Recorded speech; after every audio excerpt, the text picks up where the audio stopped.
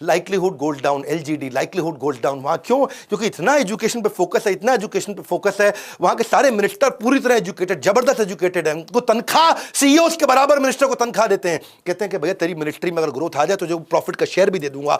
Monetary non monetary reward देते हैं अगर कोई ईमानदारी दिखाता है। इसलिए वहां कोई मिनिस्टर, कोई करप्शन नहीं है। करप्शन के मामले में एकदम जीरो करप्शन, दुनिया में टॉप रैंक कर गया करप्शन ना होने के मामले में। वैल्यू और कल्चर इतना सिखा दिया, बचपन से ही एजुकेशन में इतना सिखा दिया। आप देखो ना, मैंने आपको बताया कि घर में रहते थे, घर में बोलते थे आपको कि भाई तू घर साफ कर। यहां क्या बोलते हैं? देश साफ कर। यहां कभी किसी ने बोला हमारे देश में कि जाके देश साफ कर या सड़क साफ कर?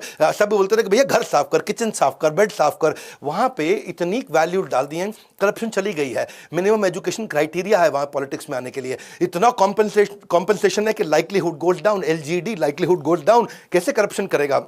और अगर तू बहुत पैसा कमा भी लिया, सिंगल प्रॉपर्टी रूल है, तू बहुत प्रॉपर्टी खरीद नहीं सकता। तेरे पे बहुत पैसा है, हाँ बहुत पैसा है, तो फिर भी तू एक ही मकान खरीदेगा, तू मल्टीपल मकान नहीं खरीद सकता। और अगर फिर भी तुझे बहुत खुजली हो रही है और फिर भी तू करप्शन कराया, तो वहां की जुडिशरी इतनी स्ट्रिक्ट है कि तुरंत कुछ ही दिनों के अंदर एकदम रिजल्ट आ जाता है। इतनी बड़ी पेनल्टी लगती है, गेम ओवर हो जाता है। इसीलिए आज वहां खुशी खुशी बिजनेसमैन फ्लरिश कर रहा है। जिसका मन करता है जाकर के सुबह पहुंच सिंगापुर, शाम तेरी कंपनी चालू। नहीं समझा क्या? सुबह पहुंच जा, शाम को कंपनी चालू। सिंगल विंडो सिस्टम, फटाफट काम करेगा। हाईएस्ट नंबर ऑफ मिलियनियर्स हैं पूरी दुनिया के अंदर। इसलिए करप्शन नहीं है वहां पे। लीस्ट करप्ट कंट्री बन चुकी है। मेरिटोक्रेसी है ना, रूल क्या है? मेरिटोक्रेसी। जो मेरिट पे है वही आगे जाएगा। कोई जाति वाति का चक्कर नहीं है, कोई रिजर्वेशन का चक्कर नहीं है। किसी को हायर करना, नौकरी पर रखना, कोई नई पॉलिसी बनानी है, कोई किसी को तनख्वाह देनी है, किसी को तनख्वाह बढ़ानी है, किसी को एडमिशन देना है, किसी का एग्जामिनेशन है। नो करप्शन, सब कुछ मेरिट पे है। तेरे में दम है तो तू आगे जाएगा। तो किसी जात का, किसी धर्म का, किसी लिंग का, किसी देश का क्यों ना हो। रिजर्वेशन का मतलब है एंटी प्रोग्रेसिव। जो आदमी में दम है उसको आगे नहीं जाने देते। इंडियन सिस्टम क्या पूरी तरह ऑपोजिट है मेरिटोक्रेसी की। मेरिट पे नहीं चलाते यहाँ पे। यहाँ कास्ट, रिजर्वेशन और नेपोटिज्म पे चलता है सब कुछ।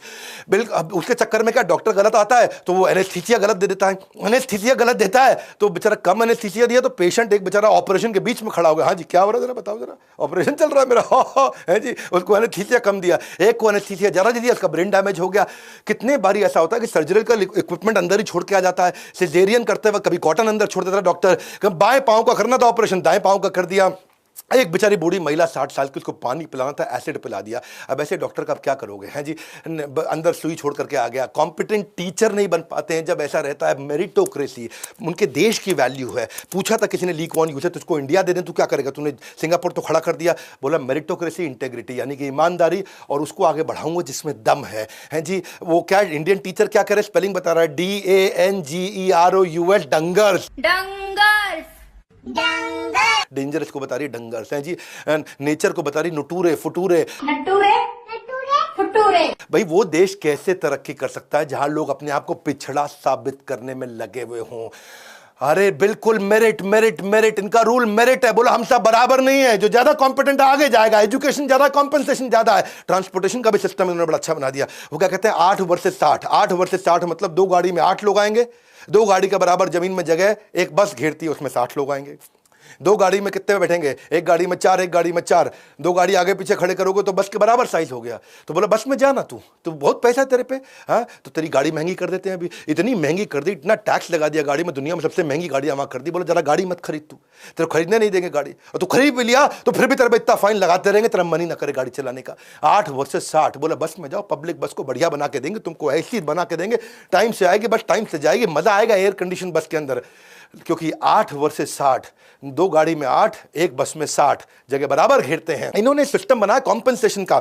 ऐसे बढ़िया तनख्वाह दो। एजुकेशन के मामले में वर्ल्ड में नंबर 3, एशिया में नंबर 1, और एजुकेशन के आउटकम के मामले में वर्ल्ड में नंबर 5। तो भैया यहां पे सिंगापुर में मैंडेटरी कर दिया एजुकेशन पूरी, और साथ में एजुकेशन खुद भी उसको स्पॉन्सर करती है सरकार भी। और उसके बाद देश छोटा है तो कहते हैं भाई मिलिट्री में भी जाना पड़ेगा, हर आदमी को 2 साल के लिए मिलिट्री में जाना पड़ेगा। तो ये इनका मामला मानना बिल्कुल सिंपल है कि आईपी प्रोटेक्शन, किसी ने कोई बढ़िया इंटेलेक्चुअल प्रॉपर्टी बना दी, उसको कोई कॉपी ना कर पाए। तो वर्ल्ड में नंबर 2 हो चुके हैं। इजराइल वर्ल्ड में नंबर 1 उसके बाद है। ये वर्ल्ड की सबसे कॉम्पिटिटिव कंट्री के नाम पे आता है वर्ल्ड के अंदर नंबर 1। फीमेल 95% पढ़ी लिखी, मेल 99% पढ़े लिखे। मुद्दा बड़ा सिंपल है भैया, रूल है यहाँ पे एजुकेशन प्लस कॉम्पनसेशन। तू बढ़िया पढ़ाई कर, तुझे बढ़िया तनख्वाह देंगे। पैसा प्लस पढ़ाई, एजुकेशन प्लस कॉम्पनसेशन, पैसा प्लस पढ़ाई, सिंगापुर की शान बढ़ाई। मेरा मुद्दा समझो, देखो जब अगर किसी को एजुकेट कर दोगे बहुत इंडिया में और उसको तनख्वाह अच्छी नहीं दोगे तो विदेश भाग जाएगा। जाएगा।